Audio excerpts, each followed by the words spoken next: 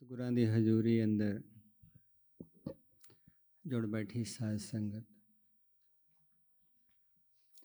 ਸਾਰੇ ਆਖੋ ਧੰਨ ਸ਼੍ਰੀ ਸਤਿਗੁਰੂ ਜਗਜੀਤ ਸਿੰਘ ਜੀ ਮਹਾਰਾਜ।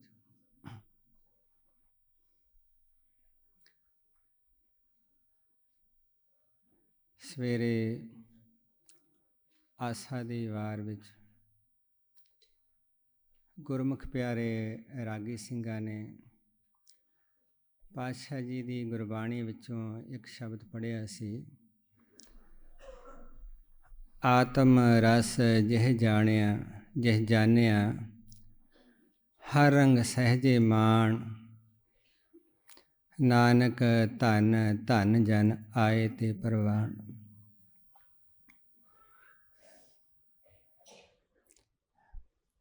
ਪੰਕਤੀ ਵਿੱਚ ਬਹੁਤ ਸੰਖੇਪ ਰੂਪ ਦੇ ਵਿੱਚ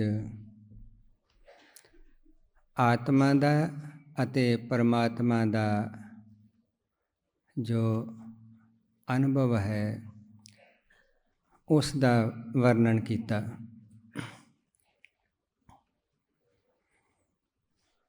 ਆਤਮ ਰਸ ਜਿਹ ਜਾਣਿਆ, ਜਿਨ੍ਹਾਂ ਨੇ ਆਤਮਾ ਦੇ ਸਵਾਦ ਨੂੰ ਜਾਣ ਲਿਆ, ਭਾਵ ਜਿਨ੍ਹਾਂ ਨੇ ਆਤਮਾ ਨੂੰ ਅਨੁਭਵ ਕਰ ਲਿਆ।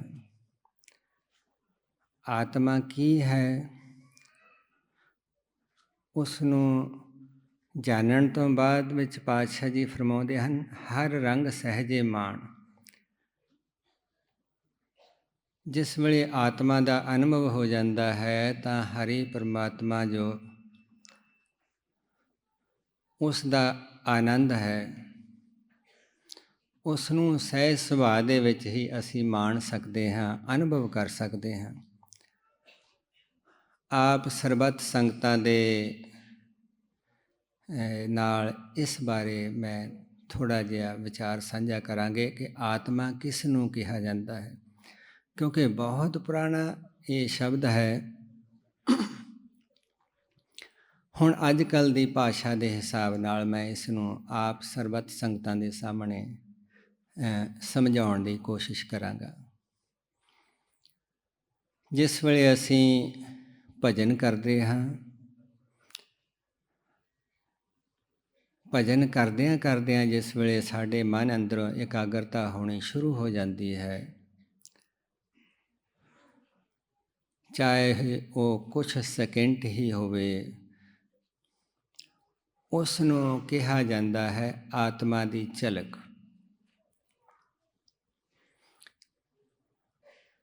ਅਸੀਂ ਉਸ ਇਕਾਗਰਤਾ ਦੇ ਵਿੱਚ ਆਪਣੇ ਸਰੀਰ ਦੀ ਹੋਂਦ ਨੂੰ ਮਹਿਸੂਸ ਕਰਦੇ ਹਾਂ। ਸਰੀਰ ਦੀ ਇੱਕ ਪਰਦੇ ਵਾਂਗੂ,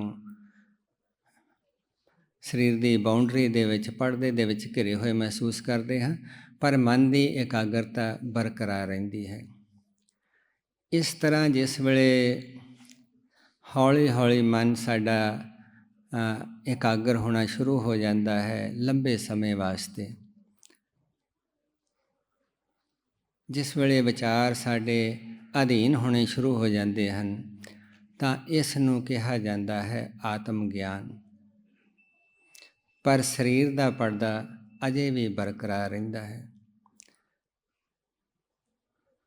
ਗੁਰੂ ਪਾਤਸ਼ਾਹ ਜੀ ਫਰਮਾਉਂਦੇ ਹਨ, ਆਤਮਾ ਪ੍ਰਾਤਮਾ ਏਕੋ ਕਰੈ, ਅੰਤਰ ਕੀ ਦੁਬਦਾ ਅੰਤਰ ਮਰੈ। ਪਾਤਸ਼ਾਹ ਜੀ ਫਰਮਾਉਂਦੇ ਹਨ ਕਿ ਆਤਮਾ ਨੂੰ ਪਰਮਾਤਮਾ ਵਿੱਚ ਕਿਵੇਂ ਲੀਨ ਕਰਨਾ। ਆਤਮਾ ਤਾਂ ਠੀਕ ਆ, ਸਾਡੇ ਅੰਦਰੋਂ ਸਾਨੂੰ ਇਸ ਤਰ੍ਹਾਂ ਅਨੁਭਵ ਹੋ ਗਿਆ ਕਿ ਅਸੀਂ ਬਿਲਕੁਲ ਵਿਚਾਰ ਰਹਿਤ ਅਫੁਰ ਅਵਸਥਾ ਦੇ ਵਿੱਚ ਆ ਗਏ, ਪਰ ਸਾਡੇ ਸਰੀਰ ਦਾ ਜਿਹੜਾ ਬਾਹਰੀ ਕਵਚ ਹੈ ਉਹ ਅਜੇ ਟੁੱਟਿਆ ਨਹੀਂ। ਅਸੀਂ ਪੂਰੀ ਤਰ੍ਹਾਂ ਉਸ ਦੇ ਵਿੱਚ ਲੀਨ ਨਹੀਂ ਹੋ ਸਕੇ। ਪਾਤਸ਼ਾਹ ਜੀ ਫਰਮਾਉਂਦੇ, ਆਤਮਾ ਪ੍ਰਾਤਮਾ ਏਕੋ ਕਰੈ। ਜਿਸ ਵੇਲੇ ਅਸੀਂ ਬਿਲਕੁਲ ਇਕਾਗਰ ਚਿੱਤ ਦੇ ਵਿੱਚ ਬੈਠੇ ਰਹਿੰਦੇ ਹਾਂ ਤਾਂ ਉਸ ਵੇਲੇ ਜੋ ਪਰਮਾਤਮਾ ਸਰਬ ਵਿਆਪਕ ਹੈ, ਉਸ ਨੂੰ ਅਸੀਂ ਪੂਰੀ ਤਰ੍ਹਾਂ, ਜਿਵੇਂ ਆਪਾਂ ਜੋ ਪ੍ਰੈਕਟਿਸ ਕਰ ਰਹੇ ਹਾਂ ਰਾਜਾ ਜਨਕ ਦੇ ਸੂਤਰ ਵਾਲੇ ਜੋ ਪਾਤਸ਼ਾਹ ਜੀ ਨੇ ਗੁਰਬਾਣੀ ਦੇ ਵਿੱਚ ਵਰਣਨ ਕੀਤਾ, ਉਸ ਵਿਧੀ ਦੇ ਨਾਲ ਹੀ ਇਸ ਕਵਚ ਨੂੰ ਤੋੜਿਆ ਜਾਂਦਾ ਹੈ। ਭਾਵ ਅਸੀਂ ਆਪਣੇ ਆਪ ਨੂੰ ਜਿਸ ਵੇਲੇ ਬਹੁਤ ਬਰੌਡ ਮਹਿਸੂਸ ਕਰਾਂਗੇ, ਉਹ ਬਾਡੀ ਦਾ ਜਿਹੜਾ ਪਰਦਾ ਉਹ ਹੌਲੀ ਹੌਲੀ ਆਪਣੇ ਆਪ ਹੀ ਖਤਮ ਹੋਣਾ ਸ਼ੁਰੂ ਹੋ ਜਾਵੇਗਾ। ਸੋ ਇਸ ਤਰ੍ਹਾਂ ਪਾਤਸ਼ਾਹ ਜੀ ਗੁਰਬਾਣੀ ਦੇ ਵਿੱਚ ਬਹੁਤ ਢੰਗਾਂ ਦੇ ਨਾਲ ਇਸ ਨੂੰ ਵਰਣਨ ਕਰਦੇ ਹਨ। ਜਿਨ੍ਹਾਂ ਸਾਸ ਗਿਰਾਸ ਨਾ ਵਿਸਰੈ, ਹਰ ਨਾਮਾ ਮਨ ਮੰਤ। ਜਿਨ੍ਹਾਂ ਨੂੰ ਗਿਰਾਸ ਕਿਹਾ ਜਾਂਦਾ, ਗ੍ਰਾਹੀ ਖਾਣ ਵੇਲੇ ਵੀ, ਭਾਵ ਖਾਣਾ ਖਾਣ ਵੇਲੇ ਵੀ ਹਰ ਸਵਾਸ ਦੇ ਵਿੱਚ ਪਰਮਾਤਮਾ ਦਾ ਜਿਹੜਾ ਨਾਮ ਹੈ, ਜਿਹੜਾ ਕਿ ਮਨ ਦਾ ਅਸਲੀ ਮੰਤਵ ਹੈ, ਜਿਸ ਨੂੰ ਜਪ ਕੇ ਮਨ ਨੂੰ ਅਸੀਂ ਉਸ ਪਰਮਾਤਮਾ ਦੇ ਵਿੱਚ ਲੀਨ ਕਰਨਾ, ਜਿਹੜਾ ਸਾਡਾ ਇਹ ਮਕਸਦ ਹੈ, ਟਾਰਗੇਟ ਹੈ, ਮੰਜ਼ਿਲ ਹੈ।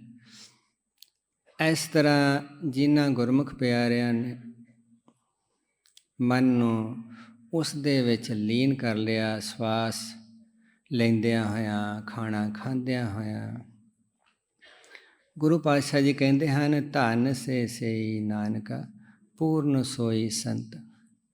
ਉਹਨਾਂ ਨੂੰ ਧੰਨਤਾ ਦੇ ਜੋ ਕਿਹਾ ਜਾ ਸਕਦਾ ਹੈ, ਪੂਰਨ ਸੰਤ ਇਸ ਸੰਸਾਰ ਦੇ ਵਿੱਚ ਉਹੀ ਜਾਣੇ ਜਾਂਦੇ ਹਨ।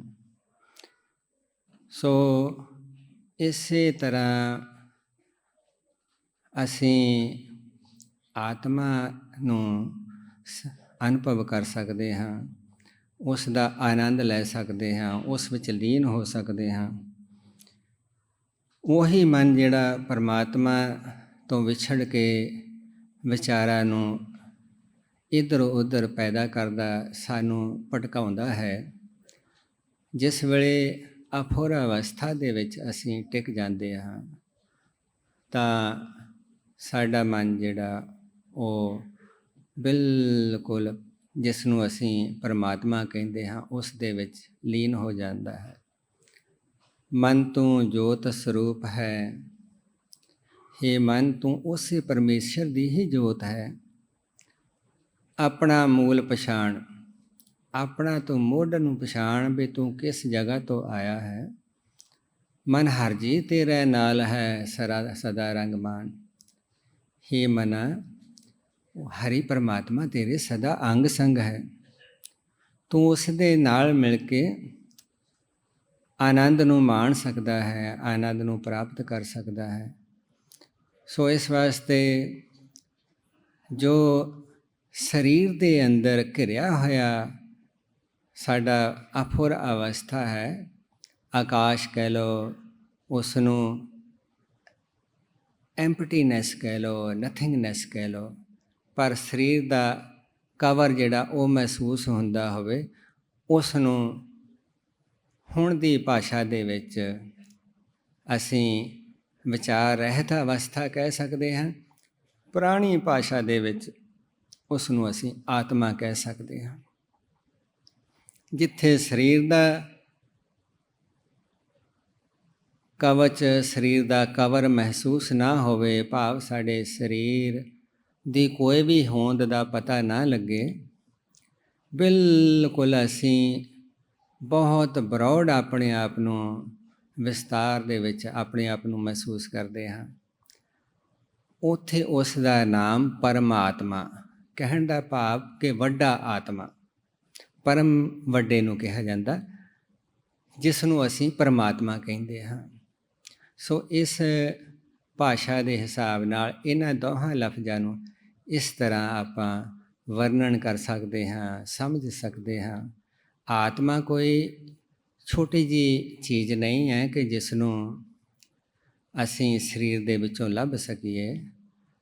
ਆਤਮਾ ਸਾਡੇ ਪੂਰੇ ਸਰੀਰ ਦੇ ਅੰਦਰ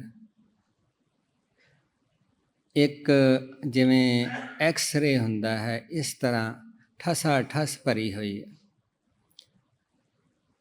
ਬਾਹਰਲਾ ਜਿਵੇਂ ਆਕਾਸ਼, ਵੱਡਾ ਆਕਾਸ਼, ਜਿਸ ਨੂੰ ਅਸੀਂ ਪਰਮਾਤਮਾ ਕਹਿੰਦੇ ਹਾਂ, ਬਾਡੀ ਦੇ ਅੰਦਰ ਦਾ ਘਿਰਿਆ ਹੋਇਆ ਆਕਾਸ਼, ਜਿਸ ਨੂੰ ਅਸੀਂ ਆਤਮਾ ਕਹਿੰਦੇ ਹਾਂ।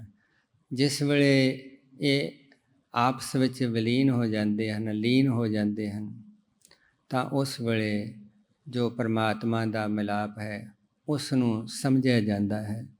ਸੋ ਇਸ ਵਾਸਤੇ ਭਜਨ ਕਰਦੇ ਹੋਏ, ਕੋਈ ਵੀ ਸਵਾਸਾਂ ਦੀ ਕਿਰਿਆ ਕਰਦੇ ਹੋਏ, ਕਿਸੇ ਵੀ ਤਰੀਕੇ ਨੂੰ ਅਪਣਾਉਂਦੇ ਹੋਏ ਅਸੀਂ ਇਸ ਤਰ੍ਹਾਂ ਆਪਣੇ ਆਪ ਨੂੰ ਪਰਮਾਤਮਾ ਦੇ ਹੌਲੀ ਹੌਲੀ ਅਨੁਭਵ ਨੂੰ ਪ੍ਰਾਪਤ ਕਰ ਸਕਦੇ ਹਾਂ। ਸੋ ਸਭ ਨੇ ਇਸ ਤਰ੍ਹਾਂ ਕੋਸ਼ਿਸ਼ ਕਰਨੀ। ਸਾਡਾ ਸਰੀਰ ਸਾਨੂੰ ਦੇਖਦਿਆਂ ਅਸੀਂ ਇਸ ਤਰ੍ਹਾਂ ਮਹਿਸੂਸ ਕਰਦੇ ਹਾਂ ਕਿ ਅਸੀਂ ਚੱਲ ਰਹੇ ਹਾਂ। ਅਸਲ ਵਿੱਚ ਜਿਸ ਵੇਲੇ ਪਰਮਾਤਮਾ ਦਾ ਸਾਨੂੰ ਇਸ ਤਰ੍ਹਾਂ ਦਾ ਅਨੁਭਵ ਹੁੰਦਾ ਹੈ, ਫਿਰ ਸਾਡੀ ਇਹ ਜੋ ਚਾਲ ਹੈ, ਚਾਲ ਨਹੀਂ ਮਹਿਸੂਸ ਹੁੰਦੀ। ਇਸ ਤਰ੍ਹਾਂ ਲੱਗਦਾ ਹੈ ਜਿਵੇਂ ਅਸੀਂ ਫਲੋਟਿੰਗ ਕਰਦੇ ਹਾਂ, ਕਿਉਂਕਿ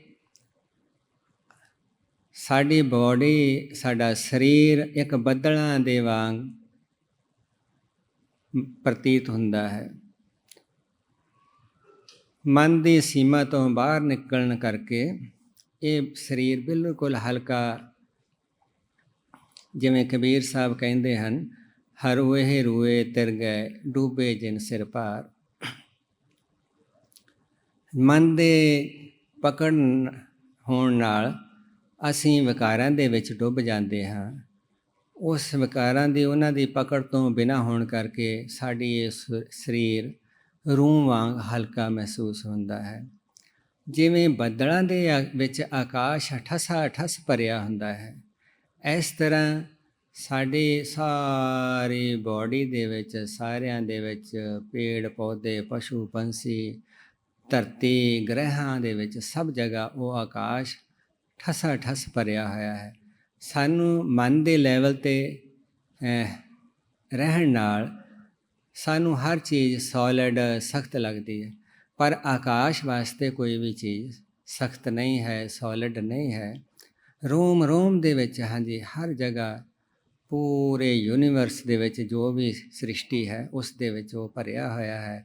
ਉਸ ਦੀ ਸੱਤਾ ਜਿਸ ਨੂੰ ਕਹਿੰਦੇ ਹਾਂ, ਜਿਸ ਨੂੰ ਜੋਤ ਕਿਹਾ ਜਾਂਦਾ ਹੈ, ਉਹ ਜੋ ਜਿਸ ਵੇਲੇ ਅਸੀਂ ਅਫੋਰਾ ਅਵਸਥਾ ਦੇ ਵਿੱਚ ਪਹੁੰਚ ਜਾਂਦੇ ਹਾਂ, ਇਹ ਚੀਜ਼ ਉਸ ਵੇਲੇ ਸਾਰਾ ਕੁਛ ਇਸ ਦੀ ਸਮਝ ਆਉਣੀ ਸ਼ੁਰੂ ਹੋ ਜਾਂਦੀ ਹੈ। ਇਸ ਵਾਸਤੇ ਆਪ ਸਰਬੱਤ ਸੰਗਤ ਪਾਤਸ਼ਾਹ ਜੀ ਦੀ ਹਜ਼ੂਰੀ ਵਿੱਚ ਇਸ ਦੀ ਵੱਧ ਤੋਂ ਵੱਧ ਪ੍ਰੈਕਟਿਸ, ਅਭਿਆਸ ਕਰਿਆ ਕਰੋ। ਭਜਨ ਕਰਦਿਆਂ ਹੋਇਆਂ ਵੀ ਇਸ ਨੂੰ, ਗੱਲਬਾਤ ਕਰਦਿਆਂ ਹੋਇਆਂ ਵੀ, ਖਾਂਦਿਆਂ ਪੀਂਦਿਆਂ ਹੋਇਆਂ ਇਸ ਨੂੰ ਵਾਰ-ਵਾਰ ਮਨ ਦੇ ਵਿੱਚ ਇਸ ਚੀਜ਼ ਨੂੰ ਜ਼ਰੂਰ ਬਿਠਾਇਓ ਕਿ ਇਸ ਤਰ੍ਹਾਂ ਇਸ ਮੰਜ਼ਿਲ ਵਾਲੇ ਪਾਸੇ ਨੂੰ ਅਸੀਂ ਹੌਲੀ ਹੌਲੀ ਵਧਣਾ ਹੈ। ਇੱਥੇ ਹੀ ਸਮਾਪਤੀ ਕਰਦਾ ਹੈ। ਸਤਿ ਸ੍ਰੀ ਅਕਾਲ।